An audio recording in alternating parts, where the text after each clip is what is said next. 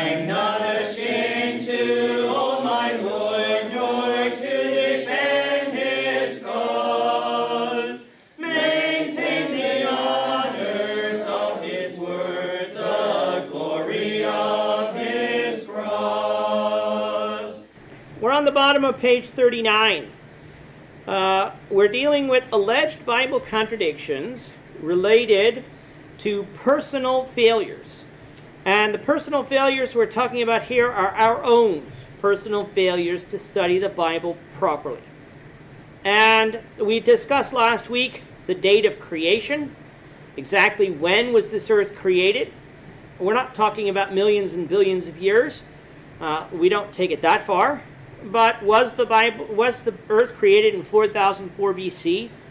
As some people are very dogmatic on? Well, I don't believe that that's necessarily true. It could be true. But I don't believe that is necessarily true, especially when you read the Septuagint and you get 1,000 years in Genesis 5, and I think you get 1,000 more in Genesis 10. And so if you follow the Jewish calendar, they have the date of creation being about 5700 BC.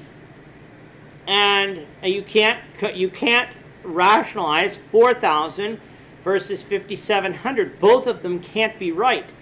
But we noted the point of the scriptures was not to give us the exact date of creation. It was to give us the redemptive plan of God through Jesus Christ. And the genealogies given help us with that. I'm not saying those numbers are wrong. I believe those numbers are right. It's whether or not these genealogies are complete, because that's not how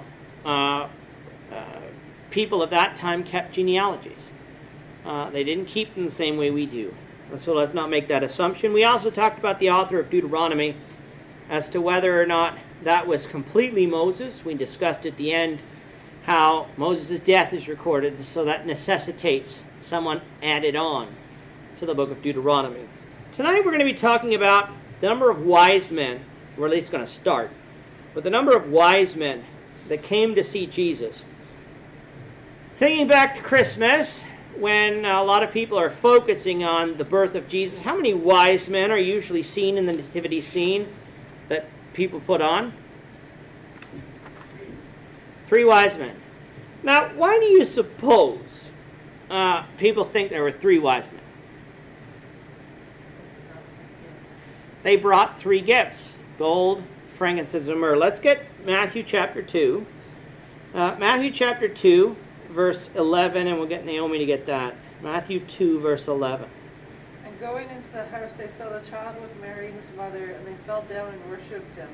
And opening their treasures, they offered him gifts, gold and frankincense and myrrh. Okay, so we got to talk about who these wise men were. Where were these wise men from, generally? The east. They were from the east. Where that is, I don't know. It's east compared with Jerusalem. A lot of people think it's around Iraq and Iran today. Like, as far as those people were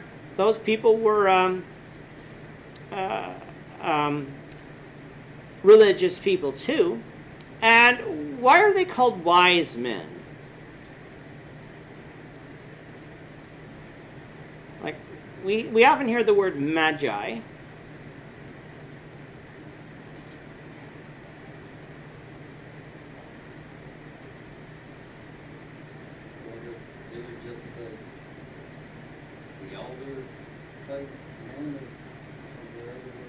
Okay, so they were the elderly type man. Magi, we get our English word magic out of that. And so sometimes you think of astrologers, someone who looks at the sky and tries to determine fortunes from the placement of the stars and the planets. I don't believe that's what these men were. I believe they were astronomers, people who do look up at the sky and notice the travelings of the planets and the movement of the earth in relationship to the stars. And astronomers look out at the sky. They're not astrologers, but they're scientists. They saw. What did they see in the sky that brought them to Bethlehem?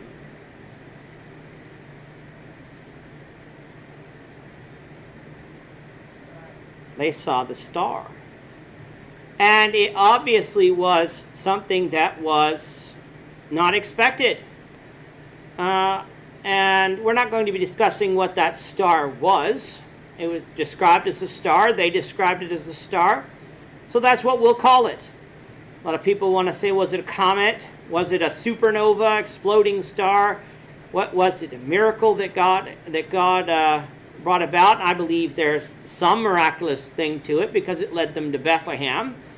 But God can act so many different ways. They described it as a star, and so we're going to accept their testimony as to what they saw. They saw a bright light in the sky, and it wasn't supposed to be there. And they followed it, and it led them eventually to Bethlehem. And they sought Jesus. They came with gifts. They sought after this Jesus. They recognized his worth. They humbled themselves.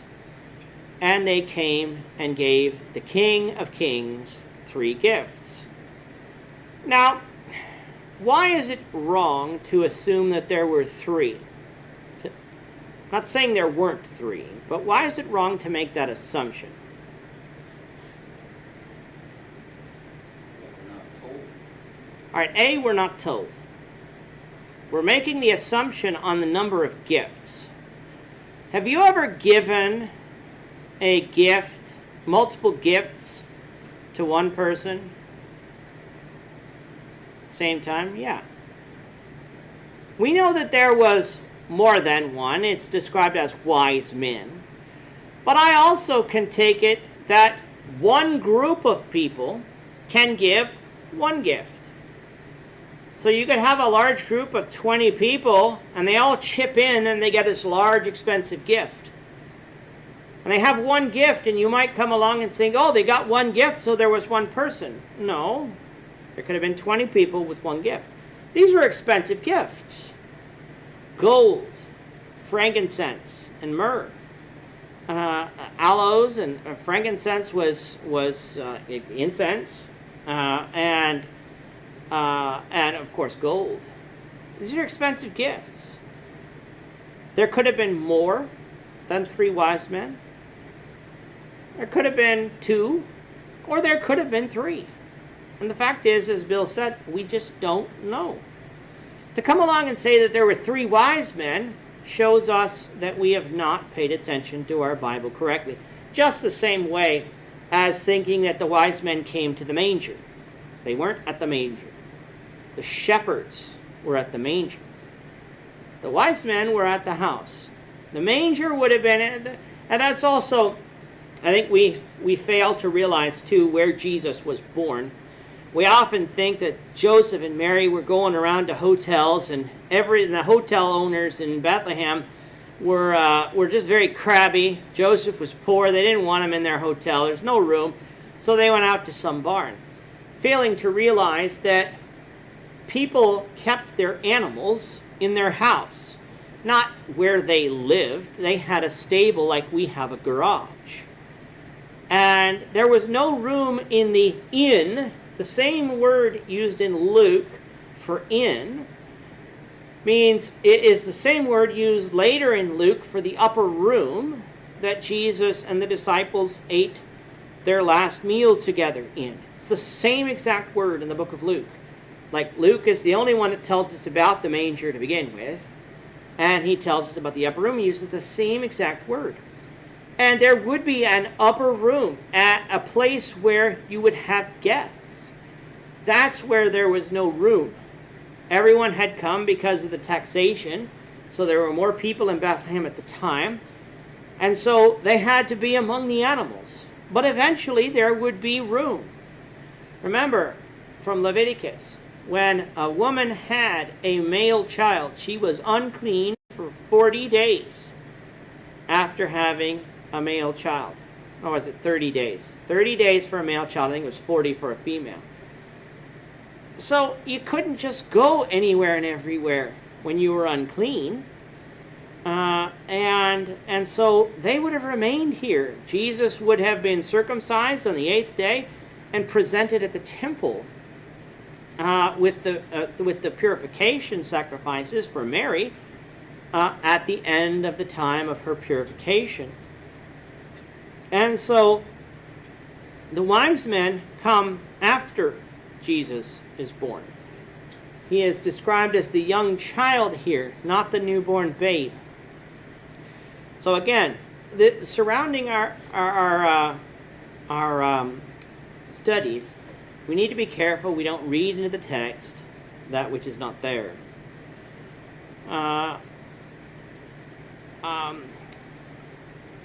Any questions or comments up to this point?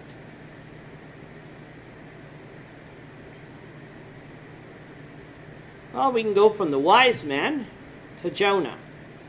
To Jonah and the whale. And when you think of the book of Jonah and the story, we're not going to get into, like, as far as, we'll get into whale, why people think it's a whale, maybe a little bit. But thinking of whales, or great fish in the sea, and then reading about the account of Jonah, what might a person have trouble with when it comes to that story about Jonah being swallowed by the whale? There's a few things that might come to mind.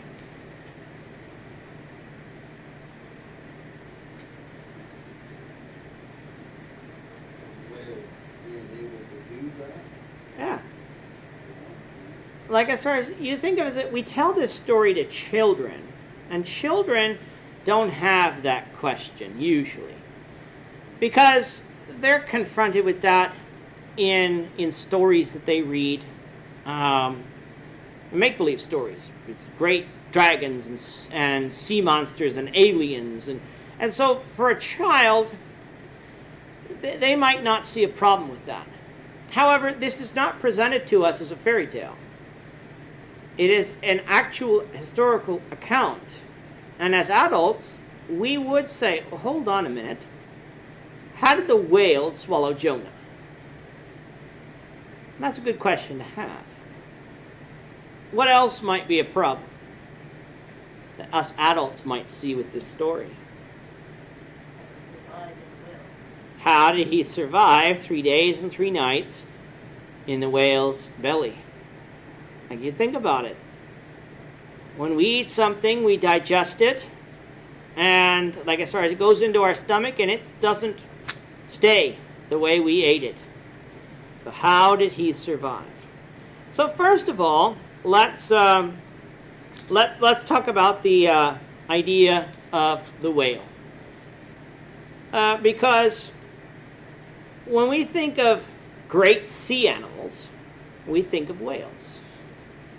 They're the biggest. I don't know if great white sharks are bigger, but they're a huge animal, let's just say that, in the sea. But let's go read Jonah 1, verse 17, and we'll get Tammy to read that, and we'll look at what the verse actually says.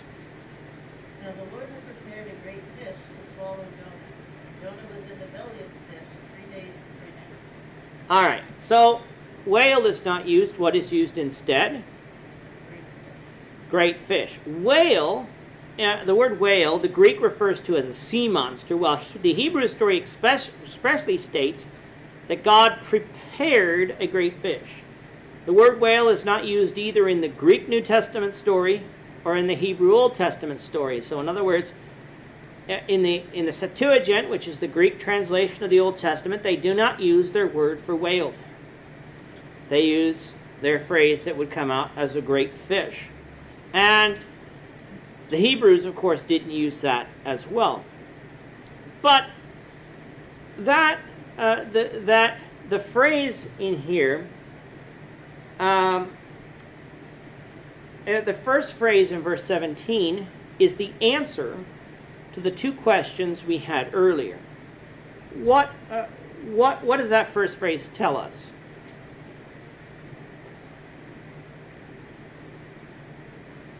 God says prepared the great fish. Yeah. He made this animal Yeah. able to swallow Jonah. Yeah. that whatever this great fish was prepared by God. And so whether it was an animal specifically prepared for Jonah that doesn't exist today, I don't know. But at the very least, God prepared it. And so God prepared the animal that was A, able to swallow Jonah, and B, not able to digest Jonah, or at least prevented from doing that, for 3 days and 3 nights. And then spit him back out as if nothing had happened. So that's the answer to our questions. Lord prepared it. And if God prepared it, we have to remember that God can do things that we can't, and that nature can't either. God shut the mouths of the lions in the lion's den with Daniel. Normally Daniel would have been a dead man. Would not have slept with lions. Lions would have eaten him. And they were prepared to, except God shut their mouths. So, we have that. But the story of Jonah is not mentioned. I guess I forgot to turn the mic on. Story of Jonah is not mentioned as a tale, a myth, a parable. Is it on now? Yeah, okay. It's not presented as a myth, a parable, a tale like this that we tell children. In fact, Jonah is mentioned outside of this book. Bill, you want to get 1 Kings chapter 14 and verse 25. 1 Kings chapter 14, verse 25. That should be not 1 Kings, that should be 2 Kings. Yeah, it's 2 Kings. Yeah, I read 1 Kings. I don't know why. 2 Kings, chapter 14, verse 25.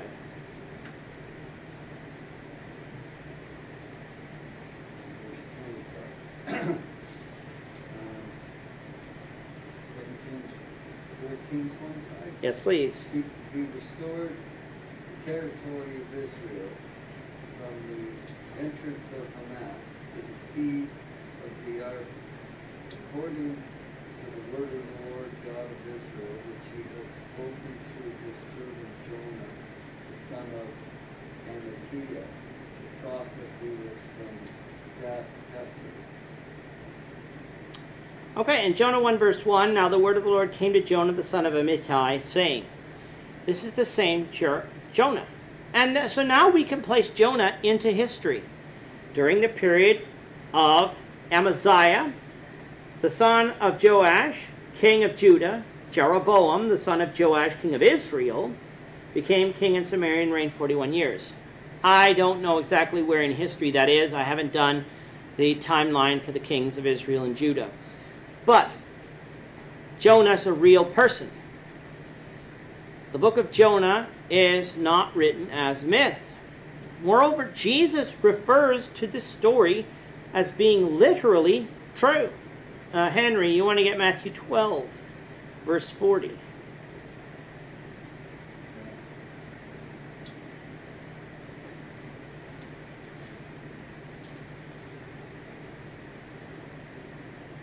For us, Jonah was 3 days, 3 nights in the belly of the great fish.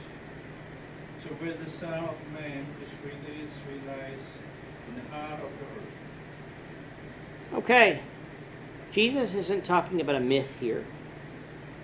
He's talking about something as equally as improbable naturally. What's he talking about?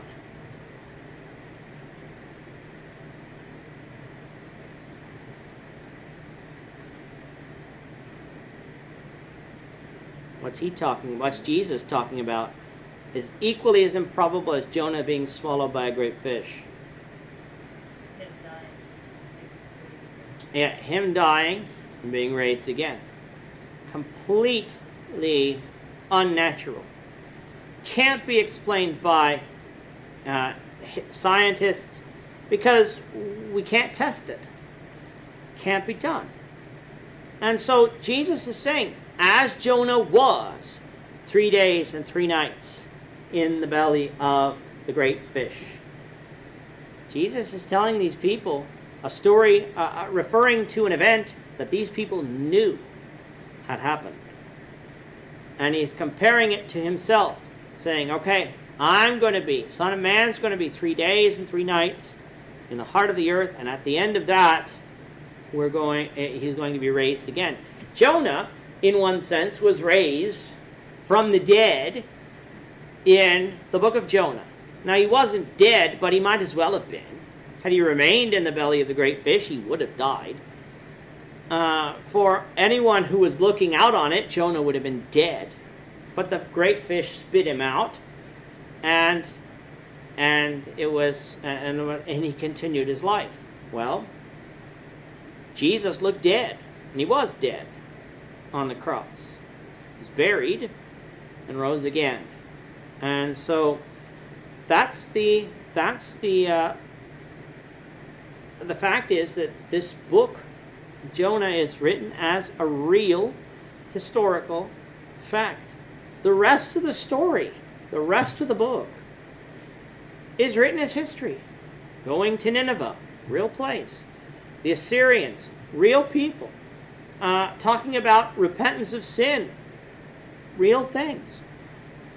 And so Jonah's preservation in the body of the great fish was miraculous. You cannot say it wasn't.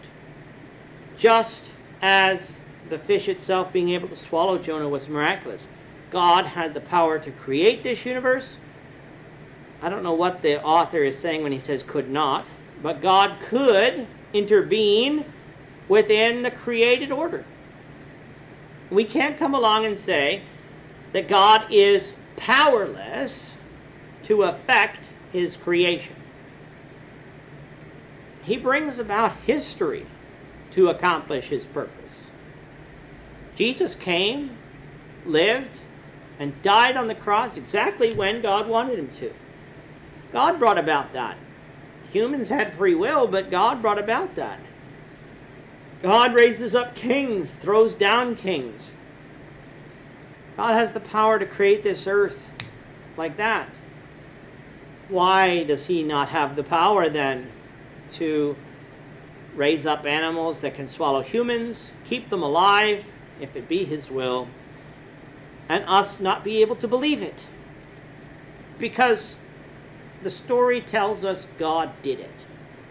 And because God did it, I don't have to sit here and say, well, science can't prove it. Well, of course it can't. Scientists can't prove it because it's not something that happened naturally. At which will get us to our next point. Without miracles, the Bible is just another book. Miracles are a signature of God. And without miracles, the Bible without miracles would be a Bible without God. Now, miracles can be a stumbling block because a lot of people look for scientific explanations for everything. The fact of the matter is, there isn't a scientific explanation for everything, religious or not. There is no scientific explanation, or the science cannot prove that Julius Caesar existed. We have no bones of Julius Caesar.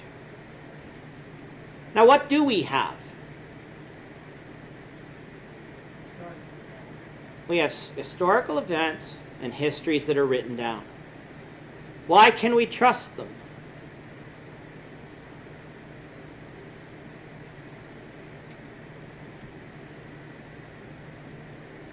Did only one person write of Julius Caesar? Not multiple writers wrote of Julius Caesar. Multiple writers wrote of the things that he did. And of course we have evidence of the Roman Empire still present with us to this day. But a scientist can't prove that Julius Caesar exists. There is historical eyewitness testimony from writers who saw. Well, that's what the Bible is. Eyewitness testimony of what they saw. Now, it was inspired. That's different than just man-made. But they saw the miracles. Miracles by themselves just cannot be explained using the microscope or using the scientific method, and that shouldn't be a problem because we accept that there's not scientific conclusions to everything. This earth just cannot be broken down, everything, down to scientific explanations. The question of miracles is a historical one. The scientist observes, tests, experiments, and proof is empirical. Historical proof in this sense simply does not exist. Historical evidence depends on the credibility of the witnesses. The miracles in the Bible were not constant and frivolous as mythology, as they are in mythology. Miracles were clustered into the introduction of an era to validate God's intervention. Miracles came to Abraham, to Moses, to Joshua, to the prophets in the divided kingdom, to the time of Christ, and to the apostolic church. There weren't miracles found throughout the entire Bible. There aren't. In the Old Testament, there are fewer miracles than we would expect. Because people today say, well, there's no miracles. Well, there weren't all the time in the Old Testament either. There weren't. There were miracles, but there weren't all the time. During the times of Solomon, I know God spoke to Solomon, but I don't remember a miracle, or at least an express one. Times of Ezra and Nehemiah, I don't remember express miracles. God spoke through the prophets, yes, but I don't remember those miracles. I could be wrong. But I know miracles weren't all the way through the Old Testament. Not every prophet, very few prophets, could perform miracles in the Old Testament. Very few. You think of the judges in the book of Judges. No miracles there. They went out to war. They won battles through God's help. But no healing. No speaking in tongues. It was normal people acting under by the power of God, intervening in history. But in the New Testament, yes, there were miracles. And that shouldn't shake our faith that there were miracles. The naturalist will try to explain them away by saying that, the parting of the Red Sea, well, that wasn't really the parting of the Red Sea. You see, there might have been some wind that came about, and Israel walked across on dry land, if they walked across the Red Sea at all. That's the way God, well, that's the way it could have happened. You don't need God for that. Or when it comes to demon possession, all that's just hallucinations, the brain, someone being maybe schizophrenic or something, and they try to find explanations for everything. The water turned to blood. Well, the Nile River does turn red from time to time. But the Nile River doesn't turn into literal blood. God didn't make the Nile River red. He made it blood. Frogs. Yes, in the springtime, frogs become great in great multitudes in Egypt, but not like what Moses brought to Egypt. Like as far as we can't find an explanation for everything. The earth stood still in the days of Joshua. The sun stood still. Scientifically, I looked this up when I did Joshua.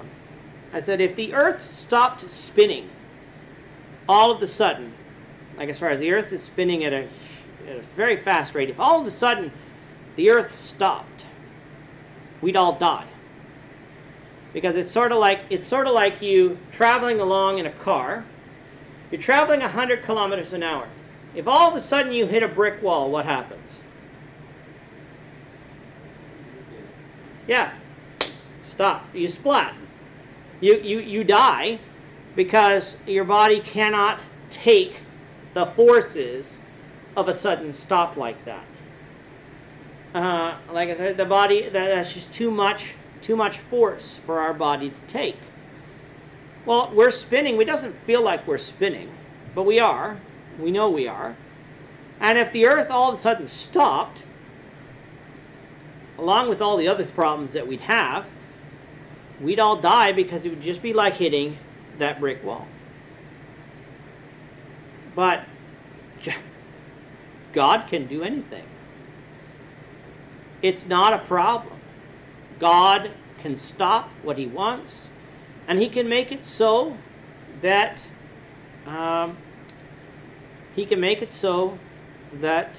his creation is not harmed when he does it, if it is his will. God's the one who spun the earth to begin with. He can stop it if it is his will. I like this paragraph in point 3.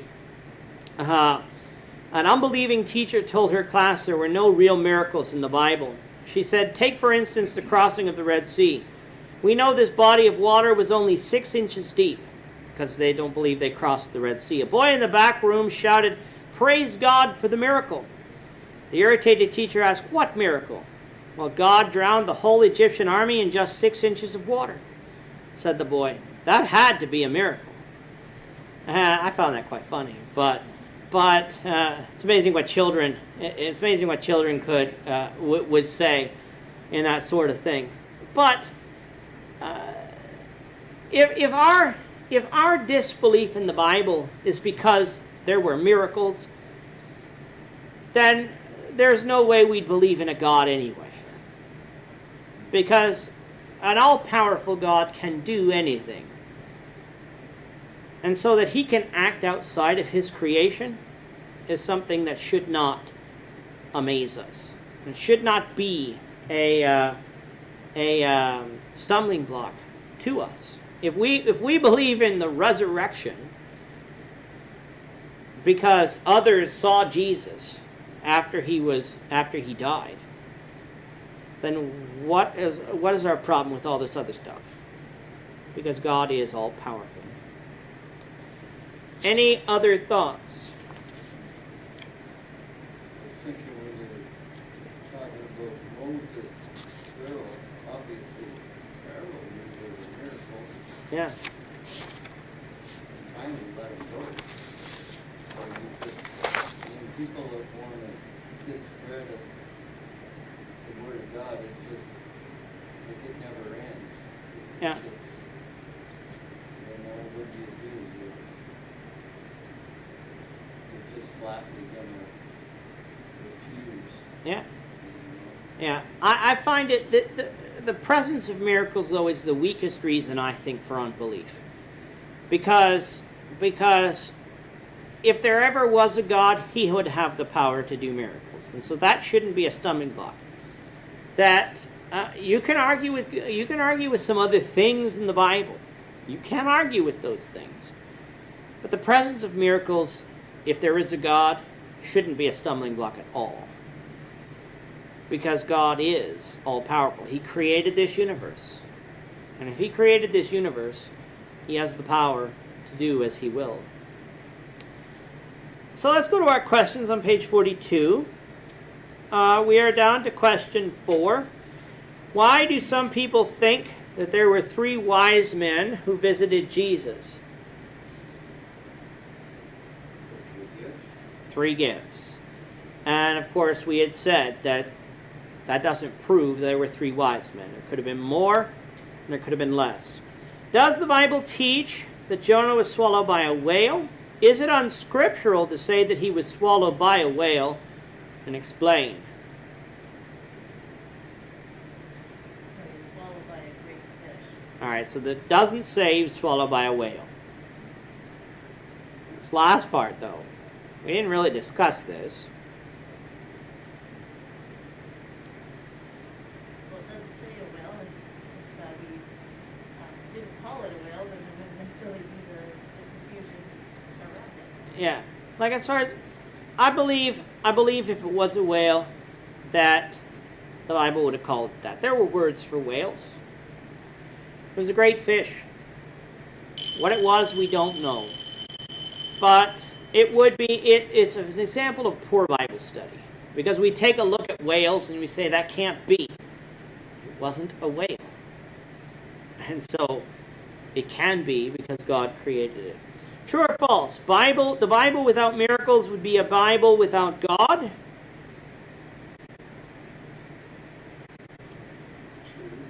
True. True or false? A miracle that can be explained by the laws of nature is not a biblical miracle.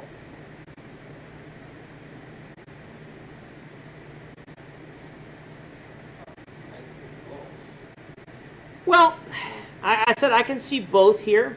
I think the author is going for true because miracles is a suspension of the laws of nature. But I said, this is where I said I can see both, that God can use nature miraculously to cause certain things. Like as far as to come along and say that the Star of Bethlehem could not have been a supernova is just plain wrong to assume that. But God made it happen when it did. And so that is the miracle. It could have been something else. That God allowed it to be right over where Jesus was. God can use nature to accomplish his purpose and it still be a miracle. So I think I can see both answers. I think the author was going for true. I'm not ashamed to own my Lord, nor to